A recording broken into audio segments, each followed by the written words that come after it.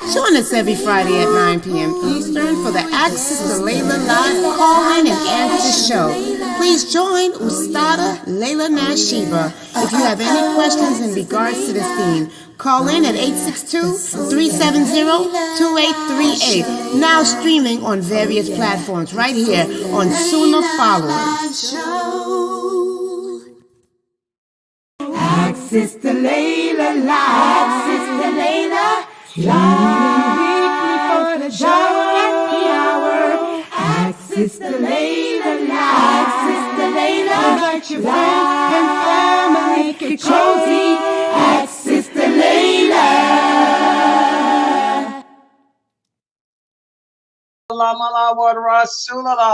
I'd like to welcome everybody to the Call In and Ask Sister Laila live show. Even though you don't have to call in, all you have to do is just type your question right here on the screen. If you are on using Facebook or YouTube or Telegram or Twitch or Rumble or Twitter, all you have to do, I'm trying to see if I named them all. All you have to do is just type your question and Instagram. Yeah, Instagram too. Type your question and inshallah, I should be able to see whatever your question is. Also, guys, there are several other ways that you can get your questions asked too. If you would like to use the microphone, then all you'd have to do is just join my website, the Sunnah Followers Zoom room directly. And you can join that by going to www.sunnahfollowers, all one word, .net. And then click on the tab that says Zoom room. And inshallah, that should bring you directly into our Zoom room, and you can type your question there. Or if you don't want to come into the Zoom room to type your question or use the mic, there's a chat box that's going to pop up. When you go to sunnahfollowers.net, there's a chat box. You can type your question in that chat box, and inshallah, it'll come directly, hopefully, if it's working right, to my cell phone. And you can ask the question. Or if you don't even want to do that, you want to be anonymous, you can call us at 876-370-2838. We have operators standing by, and also that opens up our WhatsApp group too. You can use that for you to use dial that with WhatsApp. That opens up our WhatsApp group. And or you can also, for those of you who are a part of our WhatsApp group, you can also type your question in the WhatsApp group, and inshallah, we'll be able to see it. Now, for those of you who do join the Zoom room, is Fame in there? AY, who's in there? Is Fame here, y'all? Can anybody answer? I'll be reading the questions on Zoom for today. Okay, but okay, that's Yasmin. Okay, if you do join the Zoom room, please type on, don't try to private message me, because even though I'm looking in the camera, I'm not looking in the Zoom. I can't see anything going on there. I'm looking through the camera on my streaming program. So just type your question on the screen so everybody can see it. Or what name are you using? Tariq? You using Tariq? Yeah, Yasmin and Tariq. Okay, or you can, if you want a private message the name that says Tariq. It's a long name, Tariq and Yasmin and blah, blah, blah. Send it to her. It's a female. It's not a male. It's a female. Okay, so send her your question. Or you can just type it here, like I said, in the platforms that we're on. So that's how you can get your questions answered. And also you can begin typing now. Those of you can also begin typing your questions now too, inshallah, and I can answer it. And if Brother Ahmed comes, I know Brother Ahmed, I gave you guys the quiz today for the class on the angels. And I think a couple of you had some questions that you wanted to ask. If I wasn't able to answer them, you can ask them here now too, inshallah. And I'll answer them as well. Yes. And let me address something too. You know, we're living in the days of a lot of where there's a lot of fitting, a lot of problems, a lot of hardships and trials that we're facing as Muslims. You know, I want everybody to understand again that nothing happens, good or evil, unless Allah wills it. And if Allah wills it, there's nothing you can do to stop it. Because I'm getting a lot of questions and comments from a lot of my new shahadas who are having, as usual, still having a hard time gripping reality. Once you convert to Islam, your life doesn't get good.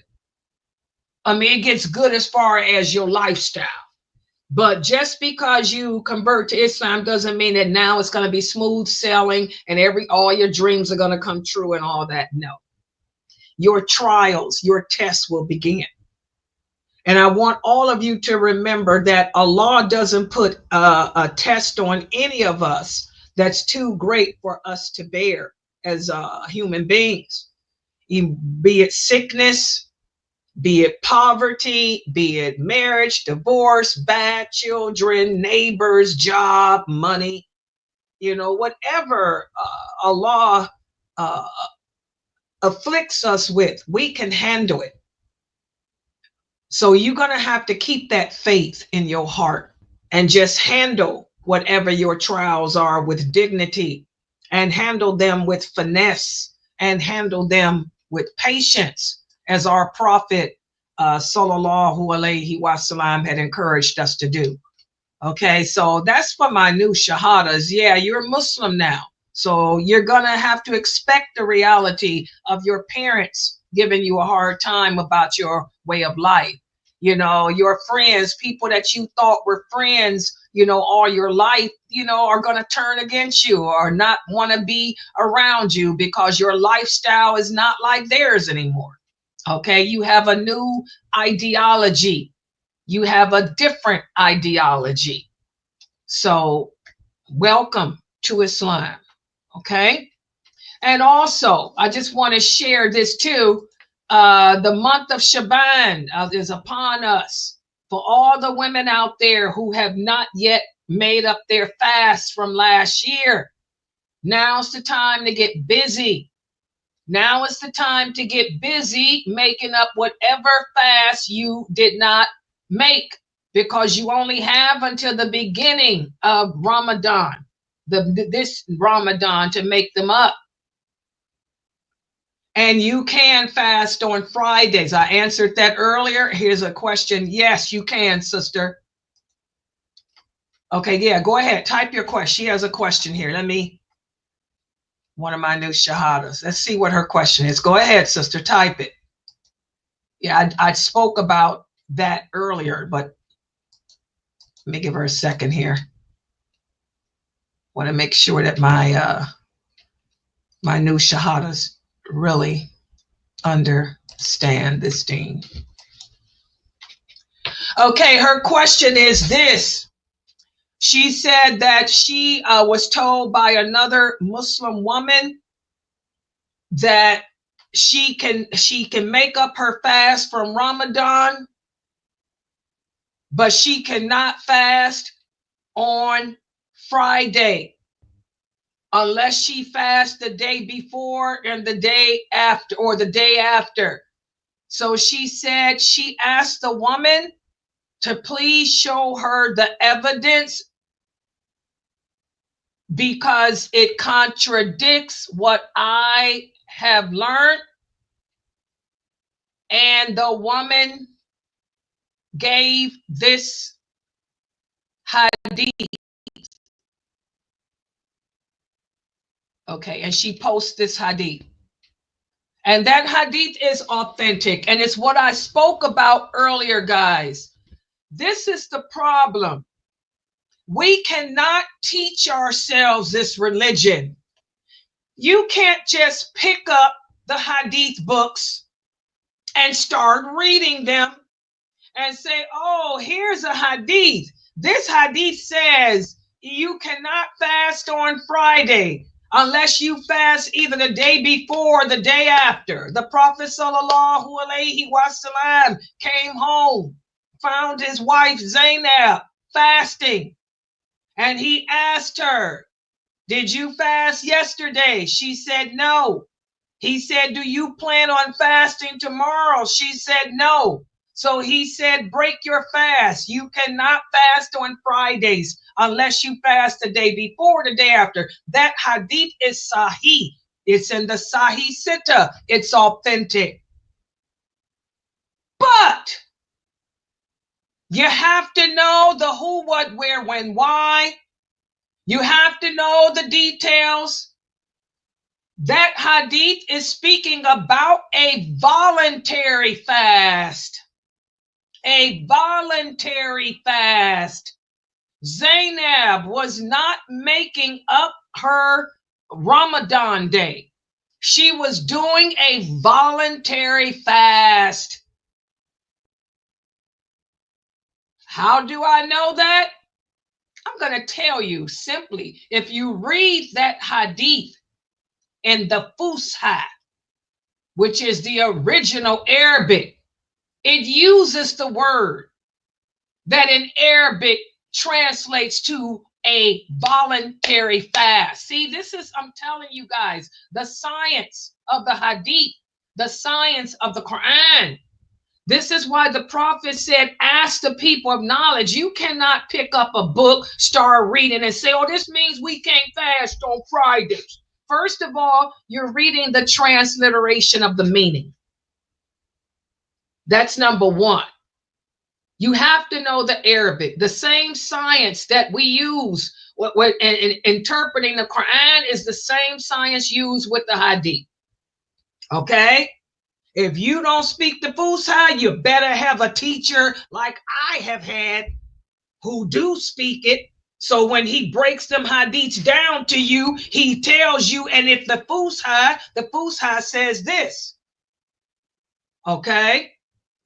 So that hadith is authentic, but the prophet's wife, Zainab, was doing a voluntary fast. She was not, I repeat, she was not making up a day of Ramadan. Okay?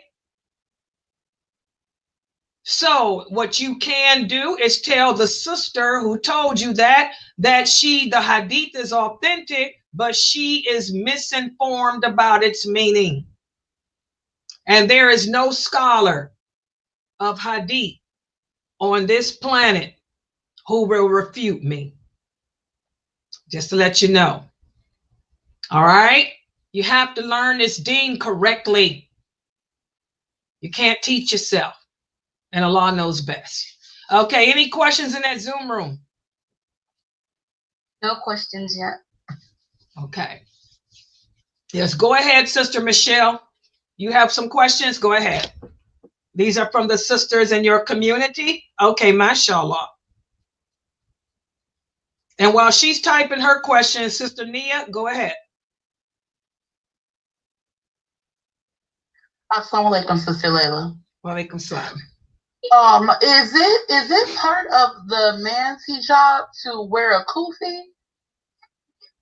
Is it part of the what? I'm sorry, I couldn't hear the first part. Is it part of the man's hijab to wear a kufi? Because I'm having a discussion on my page with fellow Muslims about the men's hijab as well, because they think of the hijab as just a scarf that women wear, not the act of covering our body from what Allah does not want to be seen by other people. And someone commented and said that part of the male's hijab is to wear a throb and a kufi. Okay, this is another example as to how ignorant we are as Muslims. You know, we're, like I told you guys yesterday, we're living in the days of the Ruway Bidah. And who are the Ruway Bidah? The prophet said the Ruway Bidah. These are people who call themselves Muslims. They are the most ignorant people. They do not know anything about Islam, but they got a lot to say. They like to talk. They can tell you all about the politics of the world, the cost of tea in China. They just won't shut up. But they are so ignorant. They've never learned this religion from people who are people of knowledge. So they just make up stuff. They just say stuff. So for the person that told you that a man's covering includes covering his head, tell that man to either bring his proof or shut up. Because we don't speak. Islam is not based on opinions or assumptions. Just like if it's obligatory for a woman to cover her head, I can bring the clear verse from the Quran or the Hadith that says so. So to shut down that conversation, just go to whoever typed that and say, dear brother or sister, please provide the authentic proof that a man must cover his head, and tell them to not use Arabic because they don't understand Arabic. They don't understand the meaning of hijab. Tell them to just type in English. So maybe if they type it in English, they can learn their religion properly. That's the problem. We're learning Arabic.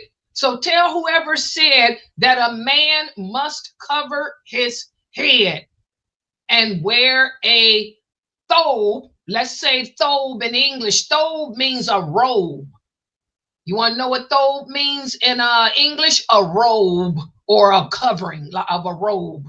Tell them to use English. If he's going to say that a man has to cover his head and wear a garment that comes down to the ground, tell him to please bring the authentic hadith and the verse of the Quran. That'll make the person not argue anymore, and it'll also teach that person their religion, because they got to do a lot of searching, because they ain't gonna find no such crap. That's how you shut down the Ruway Bidah. That's what the prophet told you. You have to shut these people down. Okay, because they're making the religion ugly. They're making it harsh and strange. So just shut them down by telling them, can you bring me the evidence? Because Islam ain't based on your opinion or assumptions. Where's the hadith? Plus, that person will learn that they have to go search. They'll be searching for a lifetime. Okay. Okay, Michelle. Okay, I see some of your questions here, Michelle. Excuse me, I got allergies and I'm allergic to dust. I think I need to dust off my table in here. Okay, one of your questions. Should I fast now during this month to see if I can do the whole month? No. No. I want all you new shahadas to pay attention. First of all, we have a hadith, whereas the Prophet sallallahu alaihi wasallam told us that after the 15th day, there shouldn't be no fasting at all, unless you're making up one of the days that you owe from last Ramadan, or it's a habit to fast on Mondays and Thursdays or 3 days out the week. Okay. Secondly, if you remember, the Prophet Muhammad sallallahu alaihi wasallam said Allah loves for us to do voluntary deeds according to our capability. Okay. And without overburdening ourselves. If we spent the whole month of Shaban fasting, what's going to happen, guys, when Ramadan starts? Can anybody guess? If I fasted for 28 days, if I did 28 days of fasting for this month, what's going to happen the next month? Can anybody tell me? You're going to be burnt out. Yeah, I ain't going to want to fast. I'm done. I'm not going to want to fast during Ramadan. The only fast that we are obligated to do is Ramadan, people. That's it. Why? Allah does not reward you for the voluntary deeds if you don't complete the obligations. And this is what happens every year. Every year we get these Muslims who call themselves preparing for Ramadan. So they spend the entire month of Shaban fasting. And then when Ramadan comes, Sister Laila, can I get a fatwa? A fatwa for what? I don't want to fast, I'm burnt out. No, ain't no fatwas. Why did you fast Shaban like that? Okay? So no, guys, no.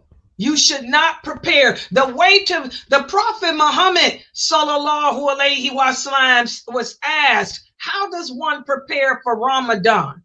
He said the way we prepare for Ramadan is by getting closer to Allah.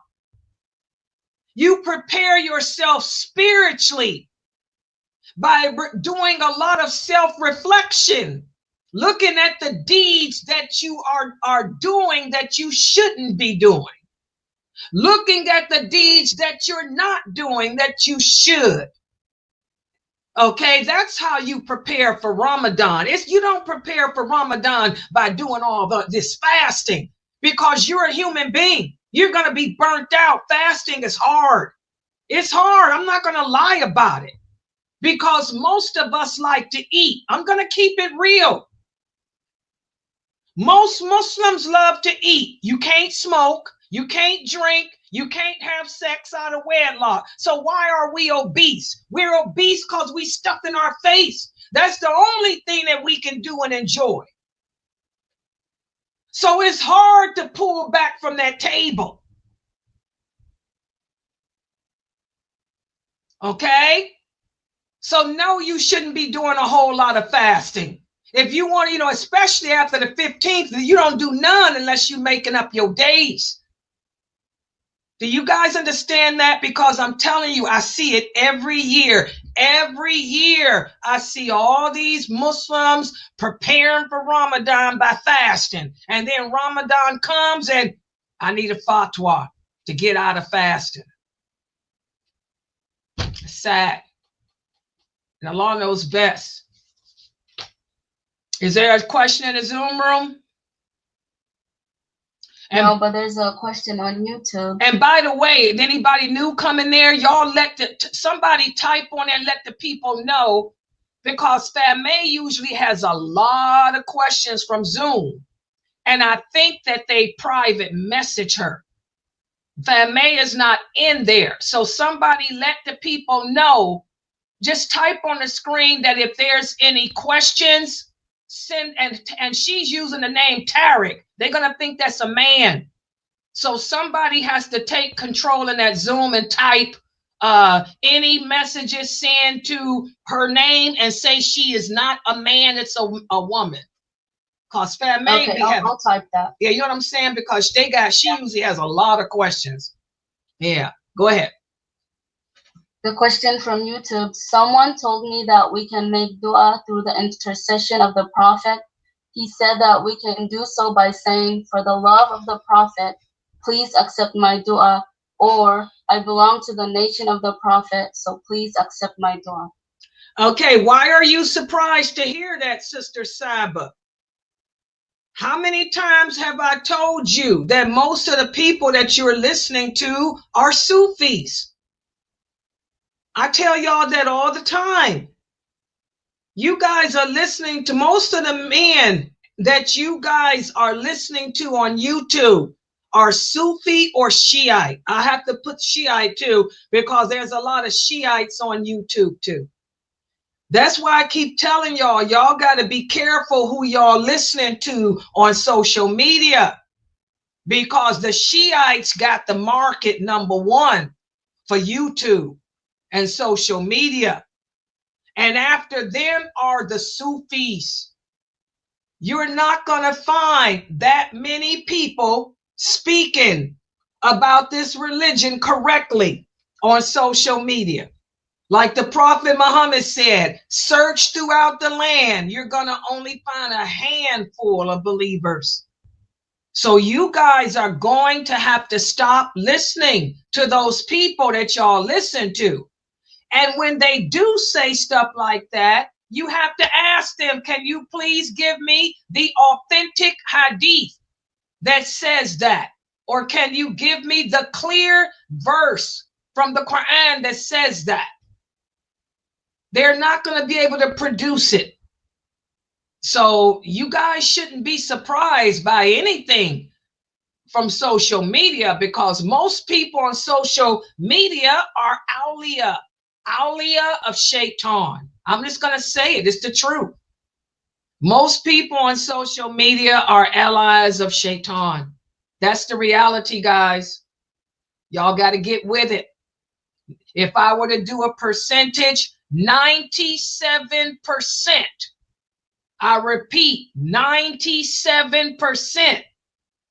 I repeat again, 97% of the women and men that are on social media speaking about Islam are leading you away from the traditional Islam.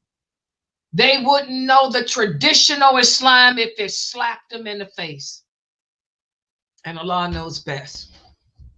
Yeah, be careful.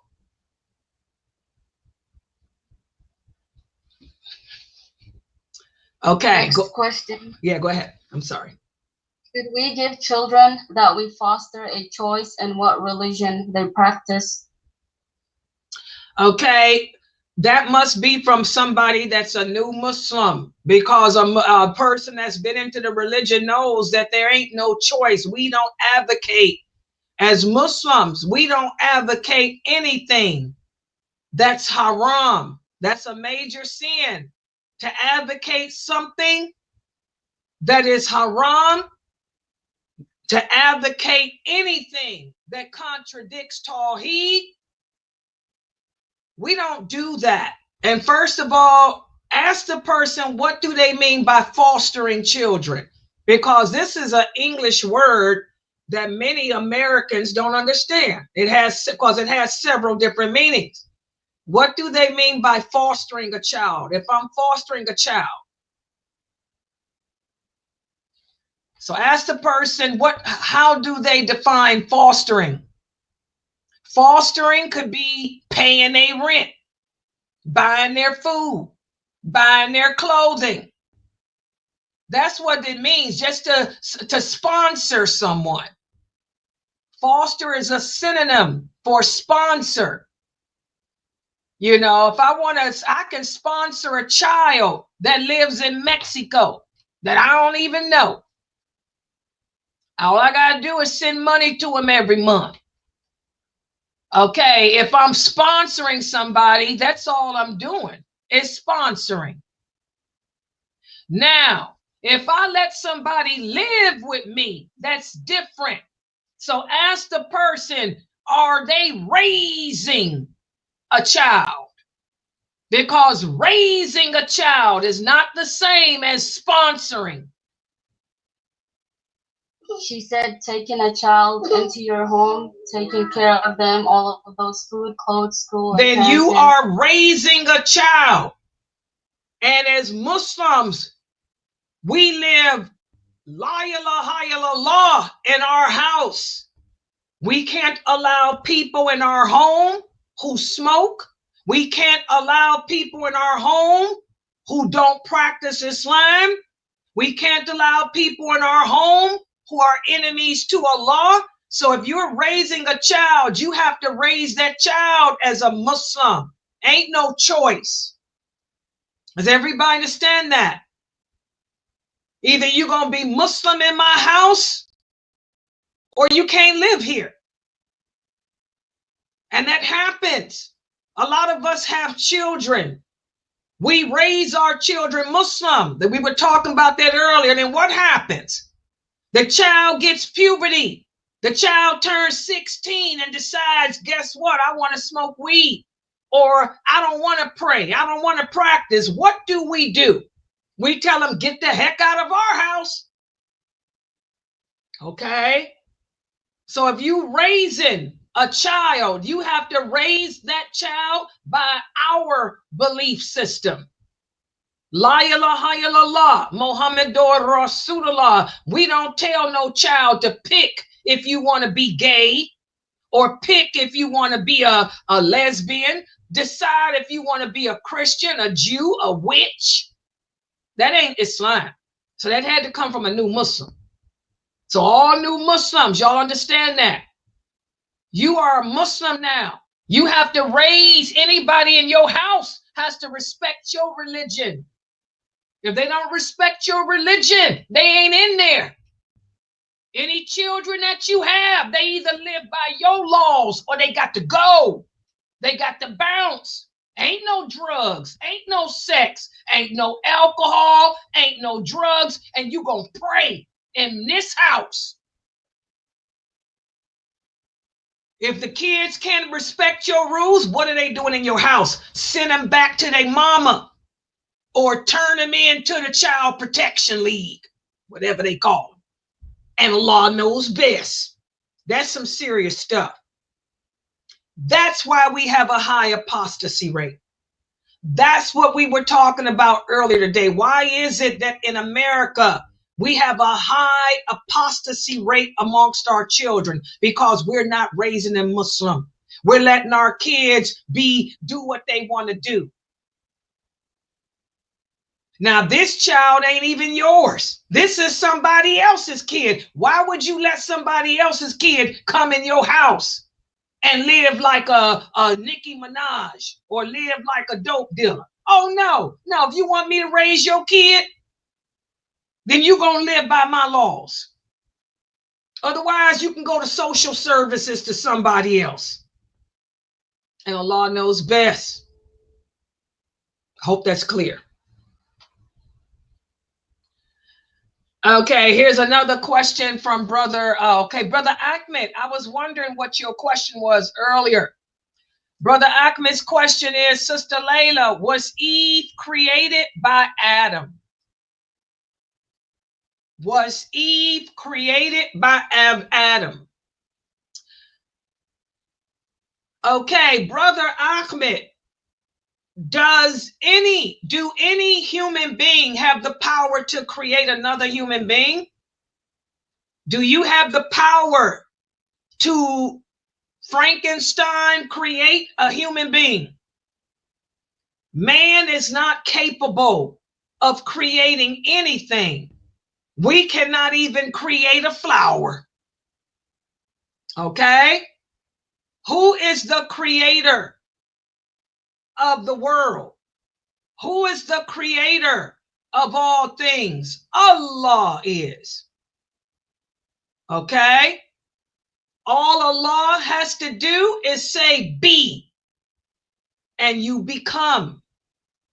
So Eve was created by Allah, just as Adam was.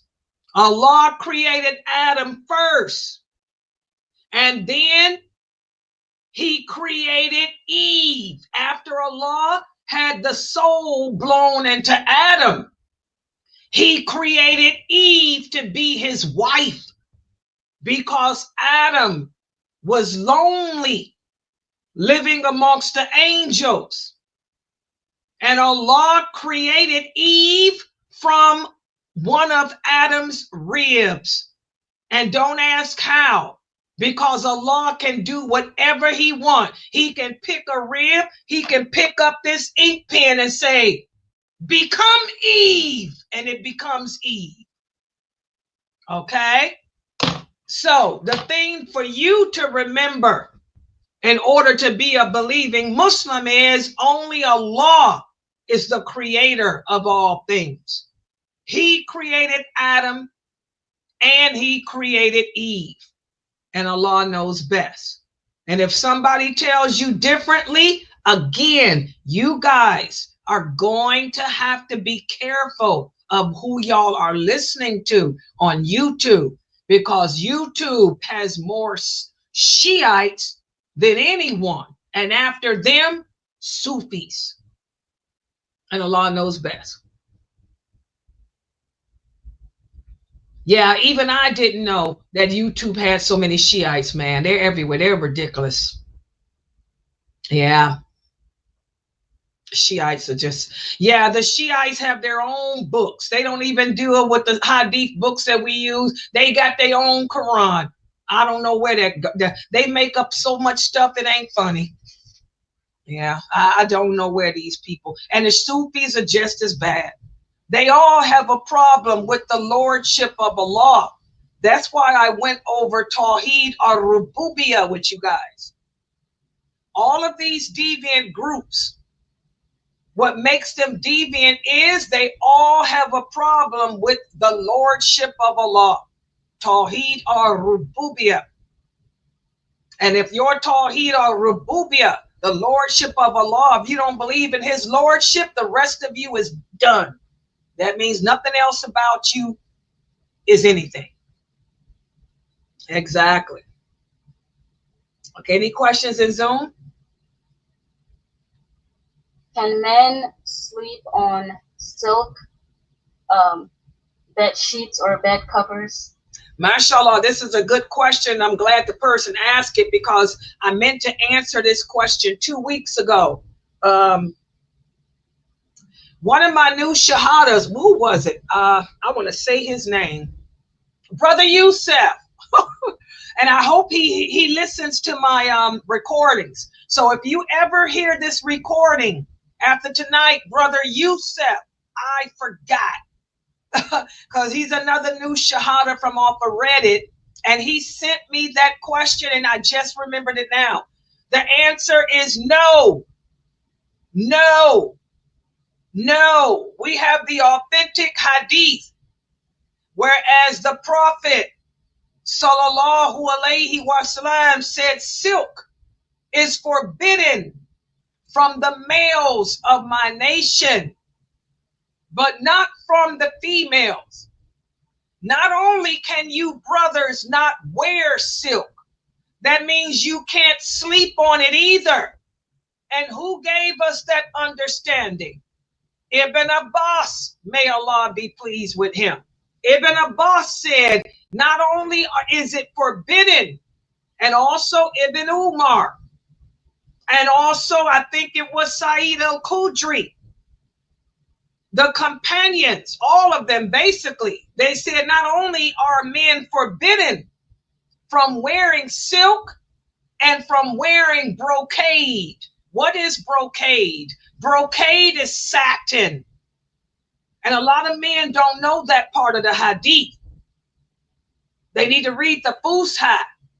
Okay? Not only is it haram for a man to wear silk and satin, but as the companions explain, that means you can't sleep on them either, unless you are like Az-Zubair. Who was Az-Zubair? He was one of the companions who was allergic to anything cotton. The only thing that he could sleep on and the only thing that he could wear was silk. So it's haram for you brothers to wear silk or sleep on it. Y'all got that? And that includes satin too. The prohibitions in regards to colors and fabric are not against women. Women, we can wear whatever fabric and colors we want. But there's hadiths restricting you men from such things. So, Brother Yusuf, if you hear this recording, get rid of your satin sheets and your silk sheets. I know it's going to be a big blow. But if you are allergic to others' fabric, and that's the only thing you can have is satin or silk, then it's okay. and Allah knows best. Okay.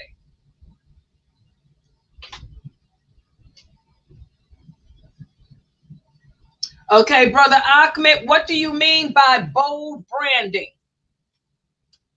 What do you mean by bold branding? I know what bold means. Bold means strong. Branding has a many different meanings. So what are you talking about? You can't just put a category like that out. Okay, what do you mean by bold branding on a shirt? You have to be more explicit. Because when you guys read these hadiths, and I know he's talking about a hadith, but I want him to look it up. When you read these hadiths that are translated into English, the wording is kind of bad. So I want you to tell me in other English words what you think bold branding means. Because most Muslims, men, don't know what bold branding means. So I want you to tell me, what does bold branding mean? Then I'll answer it.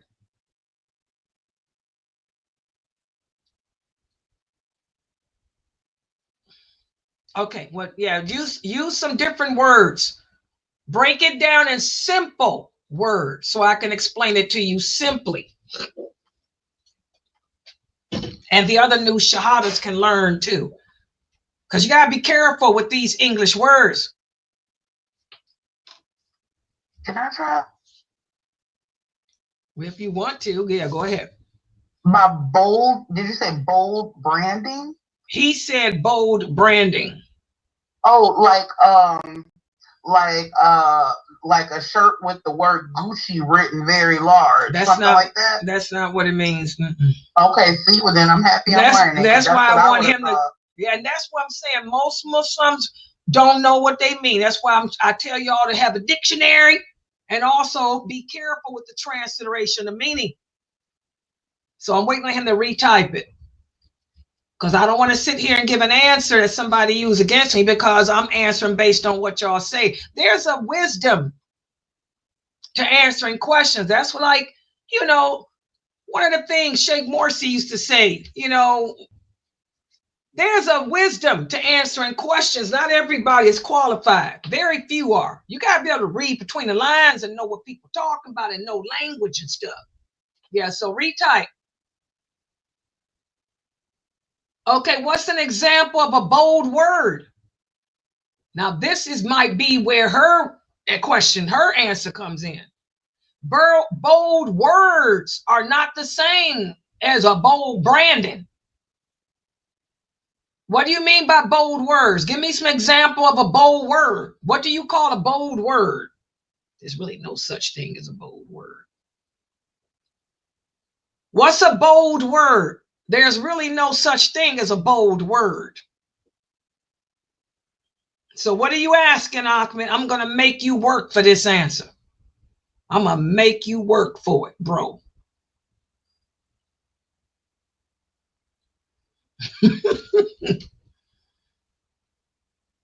Are you asking, can you wear a shirt that has Gucci on it like she asked?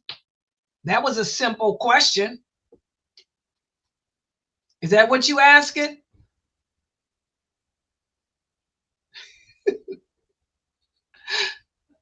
Wa alaikum salam, Sheikh.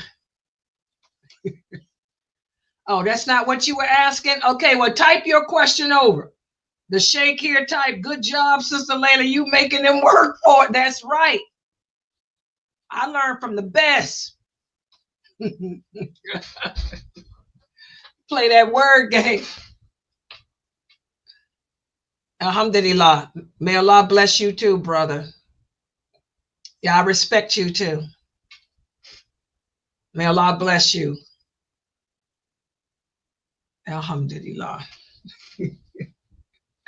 One of the sheikhs joined in my stream. Okay, what do you mean you can't remember, Brother Ahmed? What are you asking? It's your question.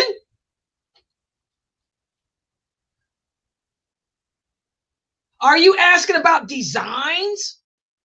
Are you asking, can you wear a shirt that has bold designs like this, like I have on my hijab, or designs like I have on my abaya here? Is this what you asking?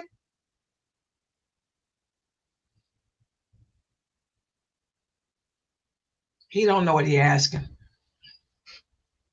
You asking for someone?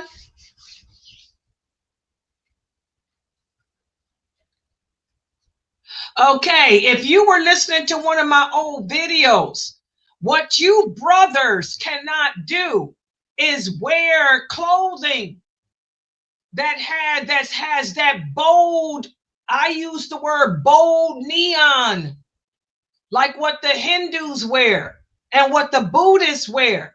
A lot of brothers ask me, Sister Laila, can we wear yellow? Can we wear red? Yes, you can wear red. Yes, you can wear yellow. But the hadith that they're confused about is the hadith that speaks about saffron orange color. That's bad translation into English. That's why you have to learn that Fusha. What the Prophet sallallahu alaihi wasallam has forbidden for you brothers is wearing garments like what the colors of what the Hindus wear and the Buddhists, that neon orange, that neon yellow. Because number one, this is imitating them. They're pagans. And remember, the Prophet Muhammad sallallahu alaihi wasallam taught us to do the opposite and be the opposite of the pagans, to not imitate them. We don't want the men of this nation to be confused as a Buddhist or a Hindu. That's why, the men of this nation can't walk around being like monks, looking like a monk and all that, imitating the Christians. So that's lecture that you talking about was me breaking down the correct word that I would use that most people that speak English understand is neon. That's what that hadith is speaking about. That neon color, orange and yellow that the Buddhists and Hindus wear. Yeah, that's the colors that's forbidden for you brothers. Okay, Sister Nia, what about you? Do you think you can you wear, I'm gonna ask you this question, Nia. Can you wear a shirt that has Gucci or something on it? Yes, but not if it got anybody's face on it, right? No, the question is, yes, we can. Yes. And what about no faces, right? What about like faces? If I had a shirt on it with Aaliyah. Okay, we have the authentic hadith, whereas one of the companions, Amir ibn al-As, he said that when the Prophet sallallahu alaihi wasallam spoke about that, not of pictures of people and animals, that was on, it did not include fabric. That's not for fabric. So yes, you can wear a face on fabric. Okay, but I wouldn't want to do it. Why would you want to wear a picture of a kafir? Right. Yeah, I mean, that comes into a different category. We don't utilize. Now we go into wala wel bara. Our allegiance ain't to no kafir. Our allegiance ain't to none of that crap. But technically, if it's on the fabric, it's lawful. But there's nothing in Islam that forbids anyone from wearing words or names or any of that. Who cares whose name it is? It could be King Tut. Who cares? Yeah. And Allah knows best. Yes, very good questions. Exactly, brother Edward. Exactly. Very good questions for the new Shahadas. Okay, brother Edward said he did not know about the neon. Exactly. That type of neon. You know what I'm talking about? The Buddhist colors. I'm not saying you can't wear neon. What I'm saying is that color that hadith mentions, that orangey, yellowish red, that's the color of those monks, the Buddhist monks in them wear. Yes. You know, Allah knows best. Exactly. Okay, like Brother Edward, because I know y'all can't see them because they're in the Reddit group. And you can't see them unless you are on their group, and you ain't. But yes, like if a person is jogging at night, like Brother Edward type, if he's jogging at night, you know, he might put on a green neon sweater. But it's not like the monks, it's the kind that glows. That's really a glowing, and yeah, that's not even really considered neon. That's glowing. Exactly. That's lawful. You can do that. But this is talking about those colors. Yeah, those are the colors that you have to stay away from as a man. And Allah knows best. Exactly. Any questions in the Zoom room? Who are the people we are obligated to keep ties of kinship with? Wait a minute. What is this thing here, y'all? Y'all see that? Oh, I'm looking at my screen. How I get this stuff down? Oh, okay. Hold it, y'all. I'm fixing it. I don't know what that Laila Nasheeba thing is. Oh, there it is. Okay. Okay, go repeat the question again. I'm sorry. I had to fix Who are the people we are obligated to keep the ties of kinship with? Everybody that's kinship. Y'all know what the word kinship means? Somebody get a dictionary, because this is important. I keep telling y'all we got to know the meaning of kinship. What's the meaning of the word kinship? Can somebody go to dictionary.com and read it? For the new shahadas here. Allah says, do not cut or the tie of kinship. Anyone who severs the tie of kinship has severed the tie with me. That's what Allah says. It says it's a noun that means blood relationship. There it is. That's it. Allah didn't say mother, daddy, son, uncle. He said kinship. Kinship means anyone who is related to you by blood. So that includes everybody. That includes all your descendants and ascendants who are related to you by blood. Now y'all see, you have to keep good ties with your kinship. Exactly, Brother Ahmed. All your relatives. You can't say, well, because this is my cousin, I'm not going to talk with them, but I'll talk to my uncles. No, the kinship. And a lot of people are going to be in hell because they don't keep the ties of kinship. Yeah, you can't sever it. Sever means to break. Yeah, we can't break the ties of kinship out of anger. You mad at me, you know, because I didn't call you, or because I don't celebrate birthdays. So because I don't celebrate birthdays, you're going to cut me off. You're going to say I'm no longer related to you. I'm no longer your kin. That's what severing the tie means, to break it completely off. Yeah. Unless the person is an enemy to Islam, or an enemy to Allah or the Prophet, or an enemy to you, then that's different. There's always exceptions to everything, and Allah knows best. Yeah. Any other questions in there? If a person is praying and you need to leave out the room, but if you do, you will be walking in front of them, can you put the sutra in front of them and leave out the room? Okay, remember what I taught you guys about the sutra. You're supposed to walk in front of the sutra. You can't come between me and it. Okay? They're supposed to walk around the sutra. They can't come here. They can't squeeze between me and it. And yes, if you're at home, you know, and you got a bunch of kids running around the house and all that crazy stuff, then you're going to have if you can't go in your bedroom and close the door. Now, if there's a wall and you in a room with the door closed, that wall and that door closed is your sutra. But if you guys got a bunch of people living in the house, running all over the house, acting crazy, you know how some of these homes are. then yeah, get you a sutra, and that's the job of it. They can walk in front of it, but not between you and it. And Allah knows best. Yeah. I would suggest you guys find a corner where ain't nobody at and pray. Stand face that wall. You can use the wall. Just stand far enough where you can bow and prostrate. But any person with common sense should know not to come squeezing in between you and that wall. Okay? Or it could be a table or anything. Or just go in your bedroom and close the door. Yeah, and Allah knows best.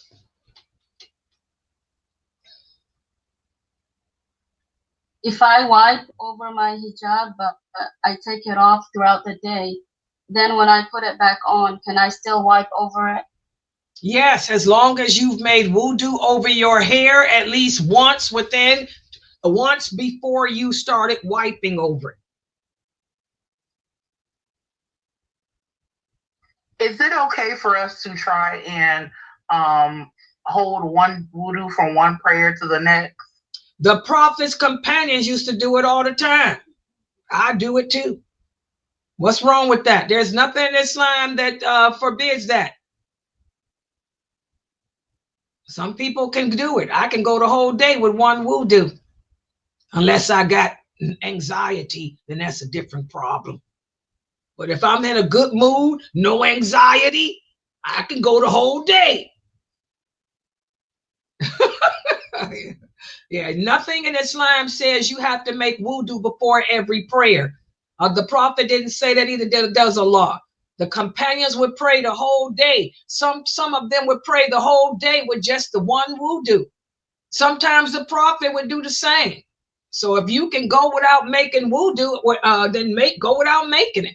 The only time you have to renew your wudu is if you break it. If you don't break it, then you don't have to worry about it. Okay, Brother Harun asked a question here. He said, sister, how can you focus on yourself when all this bad stuff is happening in the world? Real easy. If you believe La ilaha illallah, Muhammadur Rasulullah, it's real easy. Because Allah teaches us, Allah tells us in the Quran that everything that happens in this world, good and bad, comes from Him. So are you in denial of Allah? We all believe in Allah as Muslims.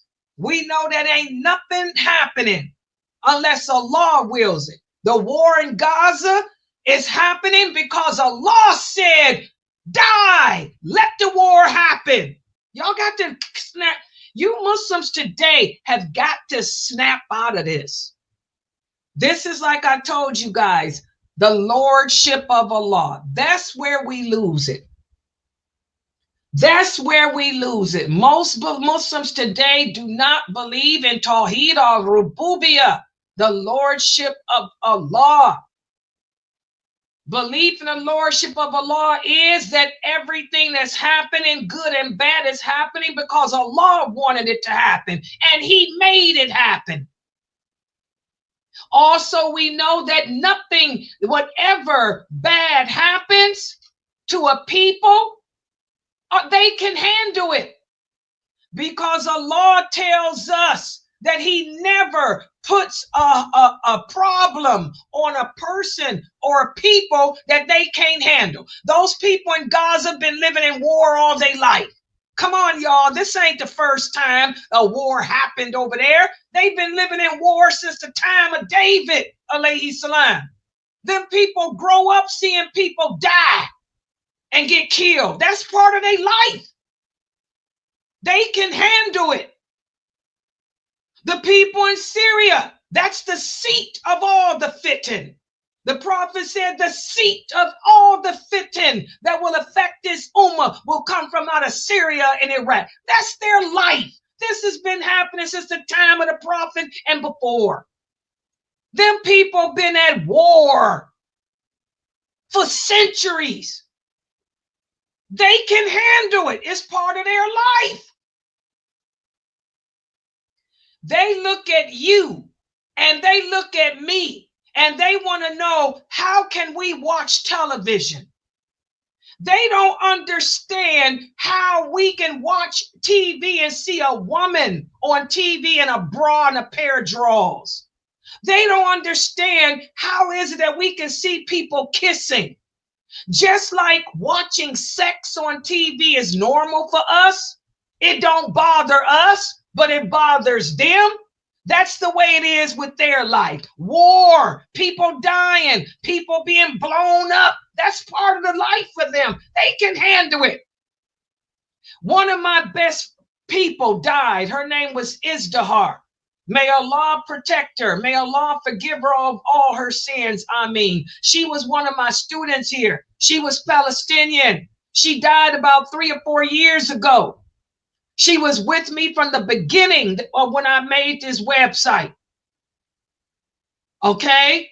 She used to tell me all the time. She used to say, Sister Laila, because she would go home to visit her family over there in Palestine. She would say, Laila, it's part of life. There ain't not one person in Palestine who ain't lost family members. If you sitting there talking about you ain't lost a family member, they look at you like you crazy. It's a part of their everyday life. Who got killed today? Who was martyred today? That's a part of their life.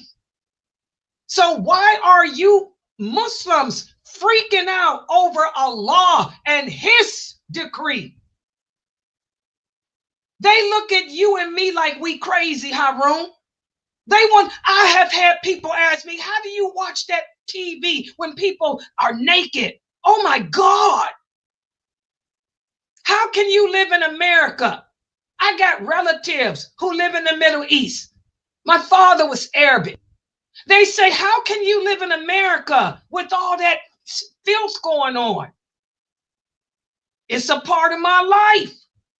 Allah doesn't put a burden on anybody that they can't bear. And whatever test he gives us, it's according to where we are in our relationship with him. So you Muslims around the world got to wake up and stop blaming Allah for his decree and learn to submit. There's a lot going on in the world. So what? There was a lot going on in the world during the time of the prophet too. The companions were at war from the time they converted to Islam until they were martyred. They were at war. That was a part of their life. The war's still going on over there. That's a part of their life. What's wrong with you people? This is why the Prophet sallallahu alaihi wasallam said the strong believer is more loved by Allah than the weak one. Y'all got to stop being weak. And I'm going to tell you what makes you weak. Failure to learn your religion the correct way makes you weak.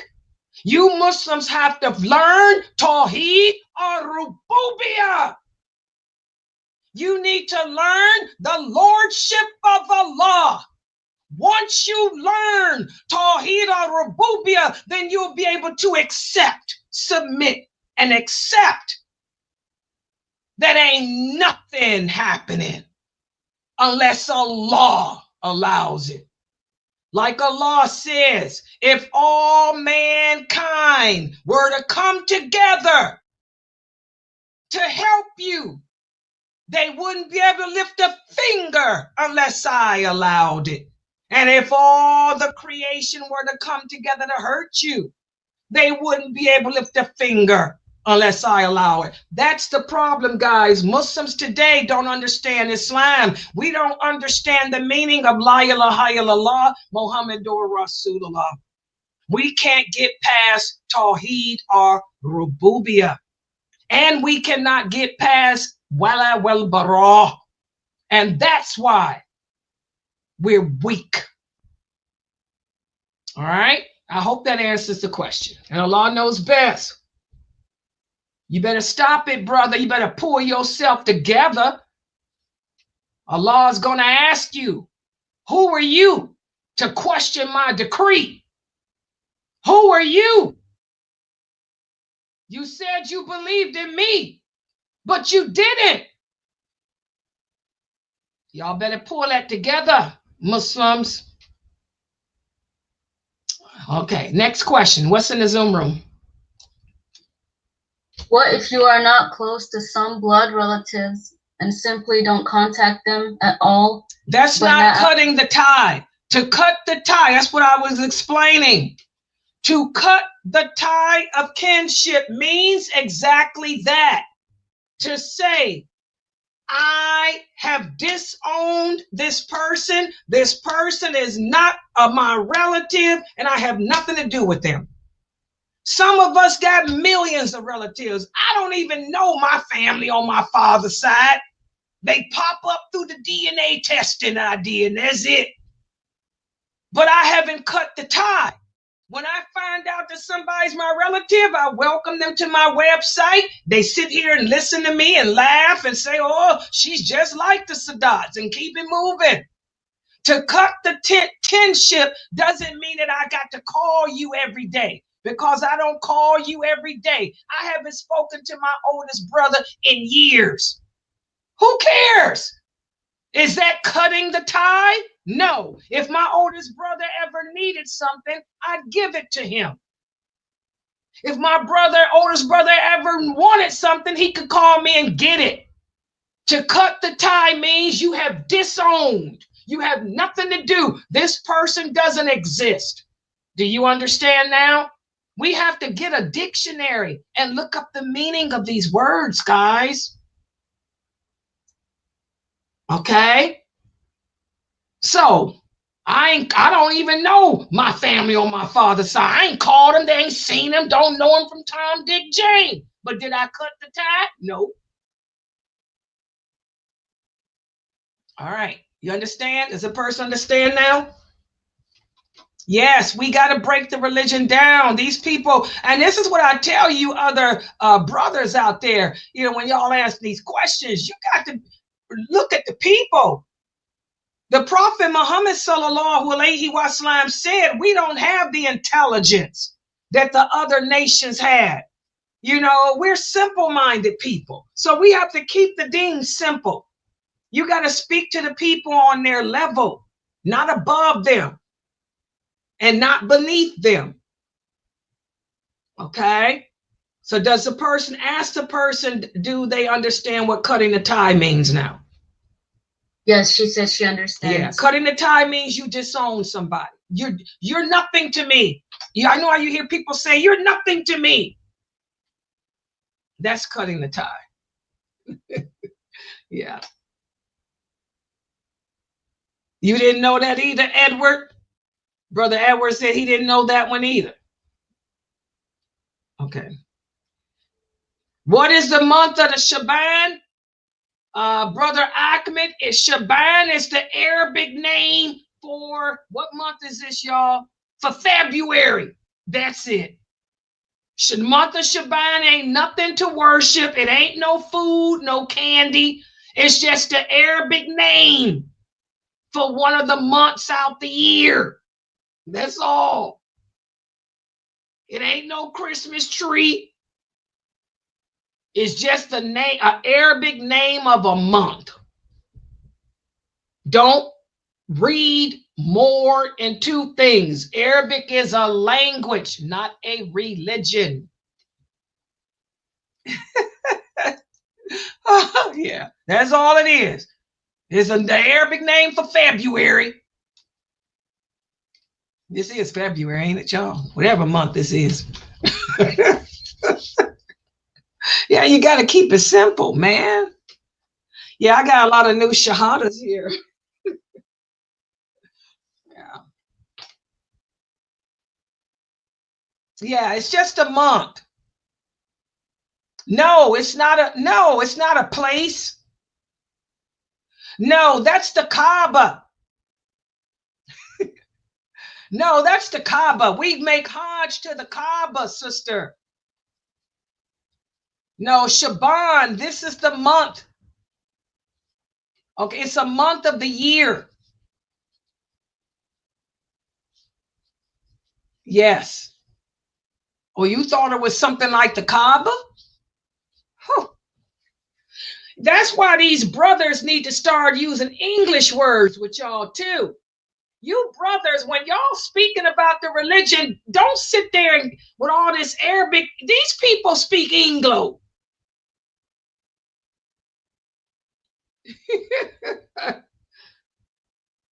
Oh, you heard them speaking about it too? Yes. Yes, it's a month of the year, sweetheart. Yes. It's not a place like the Kaaba. Alhamdulillah. Okay, alhamdulillah.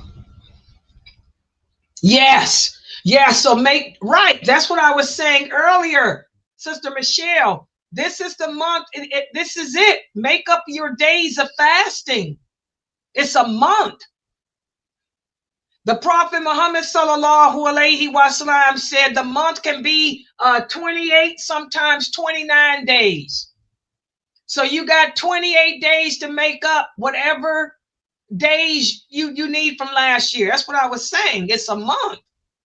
What did y'all think Shaban was? Brother Ahmed, what did you think it was? Well, she said she thought it was a place like the Kaaba. Brother Ahmed, what did you think the month of Shaban is or was? What did you think it was? Just so I can see where my people's heads are. Brother Ahmed, what did you think it was? Any questions in Zoom while he type his answer? Yeah. I have a question about the lunar calendar. Mm-hmm. I don't know how to explain it to people. I guess I need to go and Google it or something, but there's nothing to explain. It's nothing to explain. It's not. Let me tell y'all about a lunar calendar. The Prophet Muhammad didn't do this. This is something that Umar radiallahu anhu did when he became a caliph. As Islam spread throughout the Roman and Persian and Egypt and the rest of the world, Umar wanted to be different because everybody begins the new year with January 1st. January 1st marks the new year, which it does. Umar, may Allah be pleased with him, said, you know what? We ain't going to begin our New Year's Muslims with January 1st. To be different, let's begin our New Year with the day we migrated to Medina. So this is nothing. This ain't got nothing to do with religion. This ain't nothing to do with religion, guys. Nothing to do with it. Now, as far as the lunar calendar, the Arabs always followed, this is not religion either. This is culture. The Arabs always followed a lunar calendar, and it's not just them. I'm trying to think. There were some other people. I kind of think that the ancient Greeks too may have followed a lunar calendar. But that was just their culture. That's not religion. Okay? So what are you explaining about them? There's nothing to explain. It's just that we don't follow the traditional calendar, the sun. We follow the moon. As far not follow it, but our stuff centers around it. But is it a religion? I mean, y'all making a big deal out of nothing. I mean, well, I was gonna say, how did you know it was Shaban? What was it? Because we look for the moon. We follow the moon. We look for the moon. Instead of the rest of the world, the rest of the world looks at the sun to determine the date. The Arabs looked at the moon. That's all. It's nothing else. Nothing else.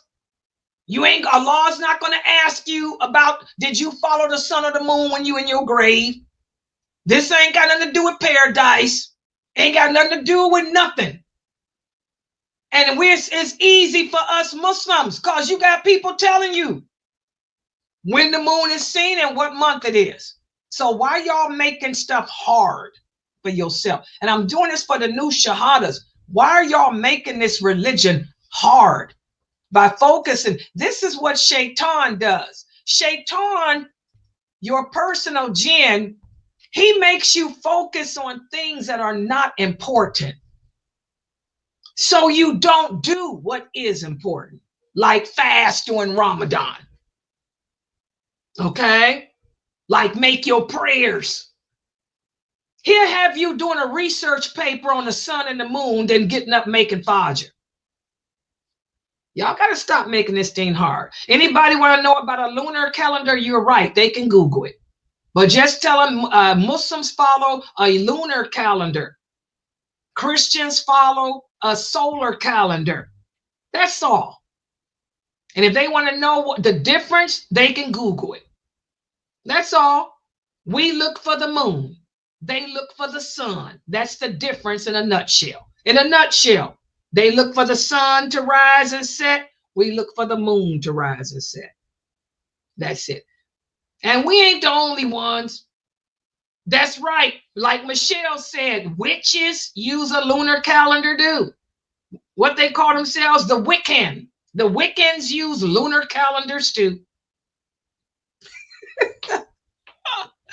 A bad comparison. But they do. They use a lunar calendar too. Yeah. Yeah. Yeah, go ahead. Go ahead with the Shaban. Now, see, that's what I'm saying. Where do y'all get this from, Brother Ahmed? Brother Ahmed said that he thought that Shaban was a part of Hajj too. Y'all see that? She said she thought it was something to do with the Kaaba.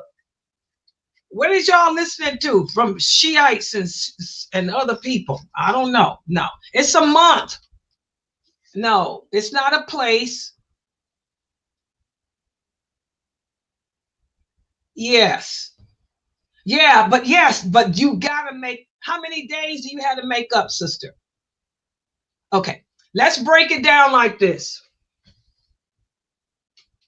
How many days do you have from last Ramadan because of your menses or because you were sick or whatever that you need to make up? 12? Start fasting. See how simple that answer was? You can fast 12 days out of this month. That's it. Yes, you can start tomorrow. Yeah, don't make the religion hard. I don't know who y'all been listening to. What's this Reddit group? Brother Edward, who they listen to on YouTube?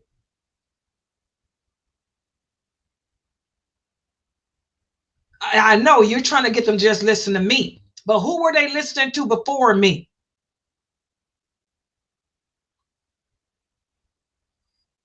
Us. Oh, okay. I told y'all.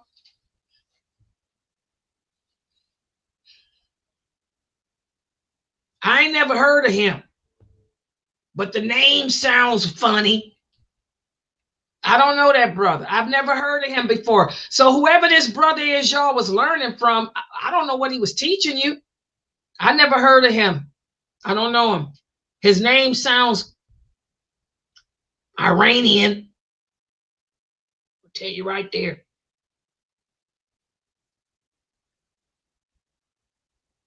Yeah, I'm pretty sure he doesn't. Yeah, well, just don't listen to him anymore. I don't know what he was telling you guys. I don't even know him. I never heard of him. They come a dime a dozen a day. Yeah. Okay, any other questions? Are we not supposed to blow on our food? I'm trying to learn etiquette. Okay, there is nothing. I repeat, there is nothing. I repeat, there is nothing in Islam that forbids you from blowing on your food to cool it down. What people are doing is they misinterpret. Once again, the people will read a hadith and totally take it out of context. They will take a hadith and twist it around to mean something that Allah did not say. And this is what we talked about in our Aqidah class. This is called speaking about Allah and his religion without knowledge. Okay, you don't want to be a person that does that. That's why the Prophet said you have to ask the people knowledge. There is a hadith, and what's the source? Bukhari and Muslim, whereas the Prophet sallallahu alaihi wasallam said, when you are drinking from a cup, do not blow into the cup as you're drinking. Instead, take a sip and then rest. Then take another sip and then rest. And take another sip and then rest. But do not drink and blow into the cup. That's really bad translation into English. But what the Prophet was saying is, do not chug a lug. You know how we call it, chug a lug? I'm going to drink my coffee. And yeah, I work out with weights. Yep. And when I'm drinking my coffee, I'm just going to drink it at one time. There's another hadith. The Prophet said, do not drink like a diseased camel. I'm going to go, and I'm blowing. Y'all see how I'm blowing into it? Okay, we can't do that. The Prophet said, take a sip and then put the cup down and breathe out. Take another sip and then take the cup down and breathe out. You don't want to be like the Bedouins were. You know, the Prophet came to teach us good manners, and the Bedouins didn't have good manners. They used to drink like a camel. They would chug a little and one goop and one. We can't do that. The Prophet said, drink and then put it down.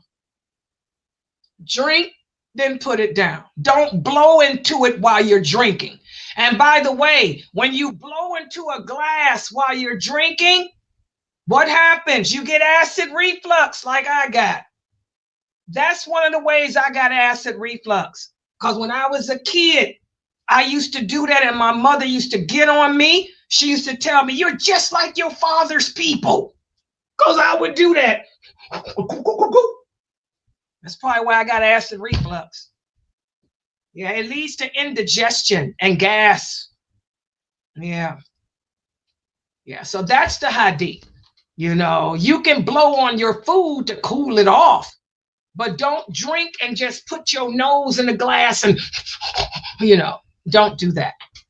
And Allah knows best. I hope I made that clear. Is that clear? Does that make sense? Yes, ma'am. Alhamdulillah. Alhamdulillah. Did that person ever say where they dalil is about a man having to wear a tabush? Nope. That's right. Yeah, and by the way, you brothers know that, right? Every brother here knows that you don't covering the head is not a part of your dress code. That's for women. Okay, you brothers, your private parts are from your navel to your knee. The aura. The word is not hijab. The word is aura. The aura of a man is from his navel to his knee. That's why I said they need to stop speaking in Arabic and learn English.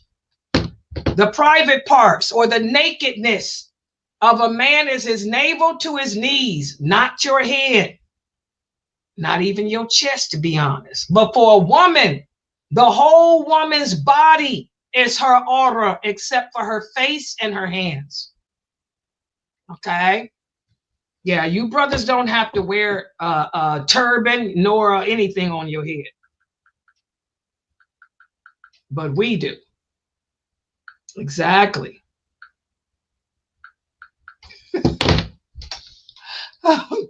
Yeah. Any other questions? Okay, alhamdulillah. I think we've come to the end. This was a pretty good Q&A. These Q&As have been pretty good because of my new shahadas here. You learned a lot, Brother Edward, and so did the rest of you guys. Oh, well, alhamdulillah, I'm glad. And I gave y'all the dalil. You guys see how when I answer those questions, I give you the dalil.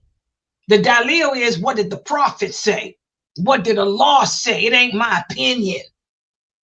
And I'll go so far as to throw in the source too when I ain't even got to. Yeah, all those hadiths that I gave today are Bukhari and Muslim again. But be careful. I want all my new shahadas to remember, don't think that you can teach yourself this deen. Okay? You come upon a hadith, come to me. Ask me to explain it. Ask me, is this what it means? You don't want to walk around thinking, that you can't blow on your food to cool it off. You got a baby and you're getting ready to feed your baby, and you're going to rather than blow to cool it down, you're going to just put it in his mouth and burn it. No, that's not true. Okay. Yeah. I have a question, Sister Laila. Okay, go ahead. I've always heard, and I've never read it, so maybe you can clarify for me. But when you're going inside the restroom, they said do not mention the name of Allah, because that's where the shaitan likes to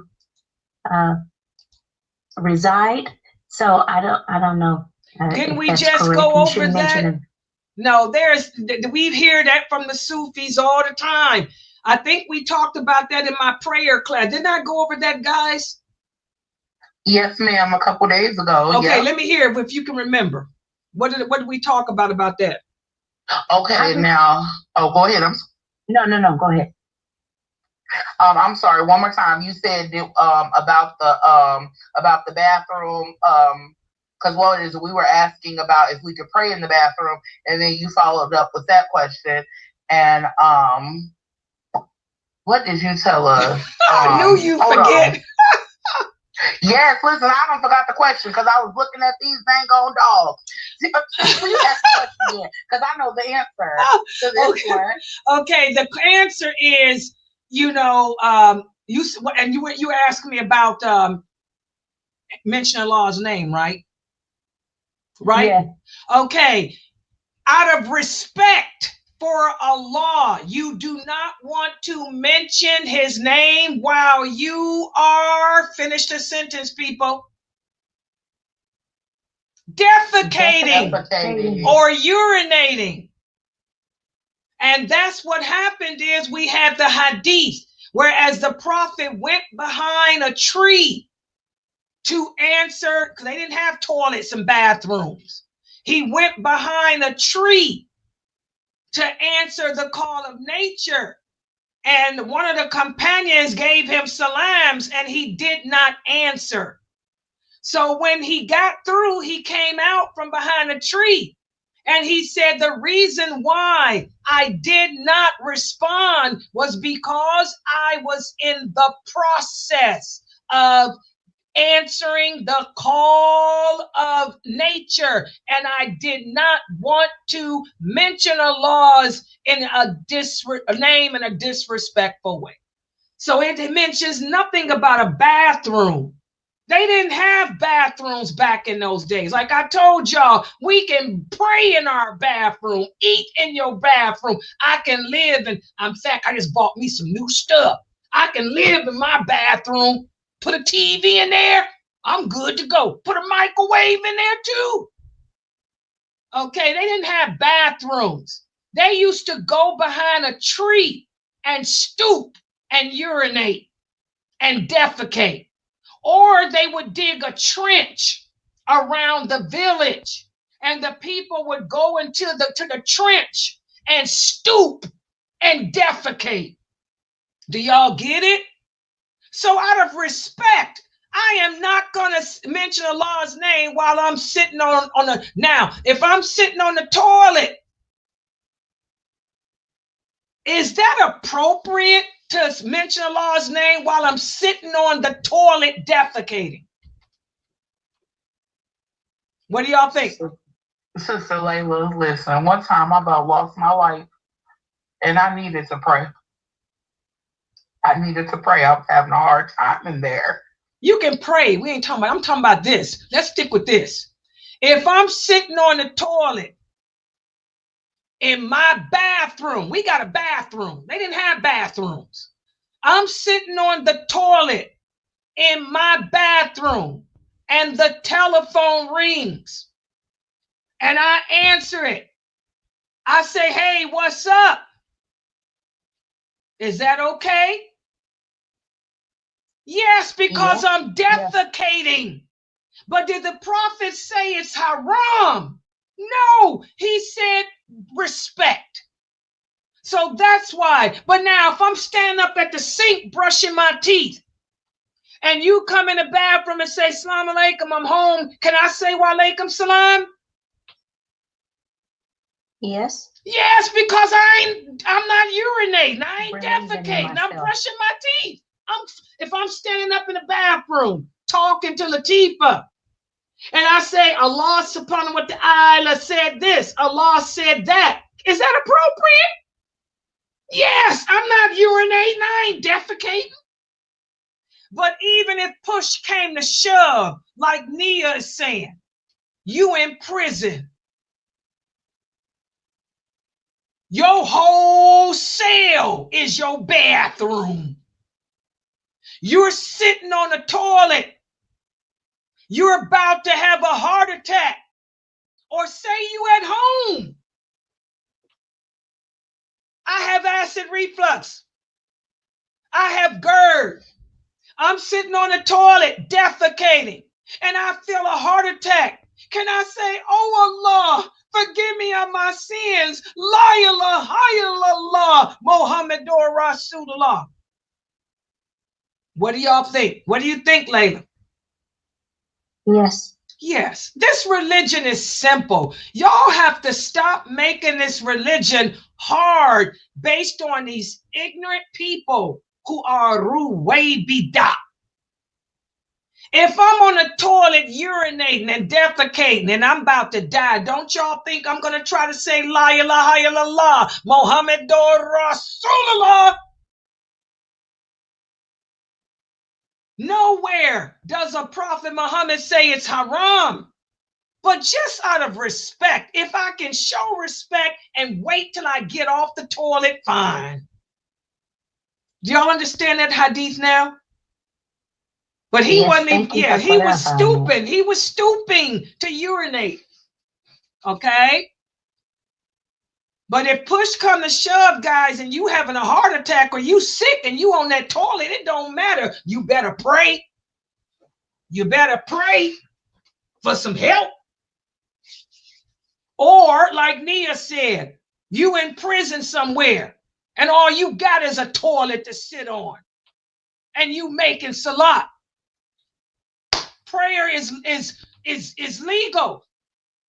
That's why I say these Muslims just don't understand their deen because they don't believe Tawheed or Rububiyyah. Everything goes back to Tawheed. That's why we're messed up.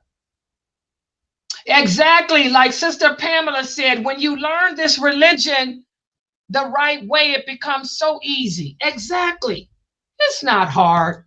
You think I'm going to sit there on the toilet and have a heart attack and not say, La ilaha illallah, Muhammadur Rasulullah, Allah, let me be with the righteous. I don't care if I'm defecating or not. Oh, yeah. Yeah, any other questions? If you talk about something someone did that wasn't necessarily good, but you don't mention a name, is it still backbiting? Okay, that's a whole different topic. There's exceptions to backbiting, but in certain circumstances, it has to and depends on who you are, all the who, what, where, when, why, all that is in consideration. For example, me, I am a daya. Okay, if I see something wrong that somebody is doing, I have to address it, but I'd make it general. Just like the imam, if the imam knows somebody in his community doing something that they shouldn't do, he can give a khutbah and address it, but make it general, meaning not mention the name. So, but now I don't know who you are and what you are, but there's exceptions to backbiting. We have to be careful of that. Another exception is to warn people. I can mention your name if I'm trying to warn people against your evil. Okay, so there's a different, except backbiting is a whole different topic, and I'm gonna do a class on it, inshallah, one day. But it depends on who you are, what the for circumstances were, and all of that. And Allah knows best. I do it a lot. I have to. The imam of the mosque in your mosque probably does it a lot too. We have to.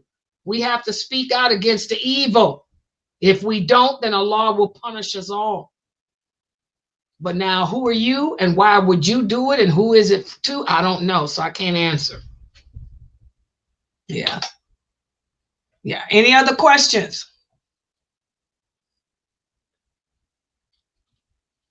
I think that was the last one. Okay. All right, guys. This was a good Q&A. I'm proud of all of you. All of my new shahadas, all of my old Muslims, I'm proud of all of you. And by the way, I can see the growth in all of you too. Brother Edward, I look at you when you first came from the Reddit group. Boy, you've grown in your understanding of this deen. Sister Sandra, you've grown in your understanding and practice, and marriage becomes you. I know you just got married and marriage becomes you. Sister Margaret, you've been coming to me for 3 weeks and I can see the growth in you already. The UN family, mashallah, the UN family, you guys are dynamite. Sister BK, mashallah, dynamite. Pamela, you know that you and your family have grown stronger and everything. I can see it. Brother Ahmed, all of you. Brother Harun, keep coming to my classes. Try to come to my 6:30 class every day, Brother Harun. If you've been feeling down like that about what Allah is doing in the world, that's because you have to understand that He's in control. That one thing that Allah promised the Prophet Muhammad, sallallahu alaihi wasallam, He said, your nation of people, we will never be overpowered and destroyed by our enemies. You don't have to worry about Israel or America or the UK or any of our haters overpowering us and destroying us. Instead, Allah said our destruction will come from ourselves, each other. We will slander each other. We will lie on each other. We will oppress each other like you see us doing today. So we ain't got to worry about our enemies. We got to keep our eye on these hypocrites. Those the ones that's going to take us down, not the enemies. So that hadith there should bring you back to life, Brother Harun. Because everything that's going on in the world from the Kafirs, they will never succeed. The unbelievers will never, ever succeed over us. Unfortunately, it's going to come from ourselves. All right. I want to thank everybody for joining and participating. Yes, go ahead. The sister added to the question. She said, how about if you just mention a situation where someone was rude to you and you are talking to someone else about how you didn't like it or how it hurt you? And can you mention names to some people like your mother or family? In that case, that's not backbiting. If somebody is oppressing you, if somebody is hurting you or harmed you, you have the right to speak out against it and tell who that person is. If it's a person hurt you, long as the person you're telling it to is someone that can help. For example, I don't know what the problem is, but if you're a kid and a kid in school is harassing you, or a teacher in school is touching you, you better go home and tell your mother. You better go home and tell your father. You better tell the principal. You better call the police. You better tell everybody, because that person is hurting you. Okay? If you are a woman and your husband is abusing you physically, he's abusing you mentally, You better call your father and tell him. You better call the imam and tell him. Get out of that house if he's hurting you physically. Get out. So if it's somebody harming you, then that's not backbiting. Because Allah hates oppression. And Allah hates injustice. Okay? And Allah knows best. And if that's a kid asking that question, was that a kid asking that question?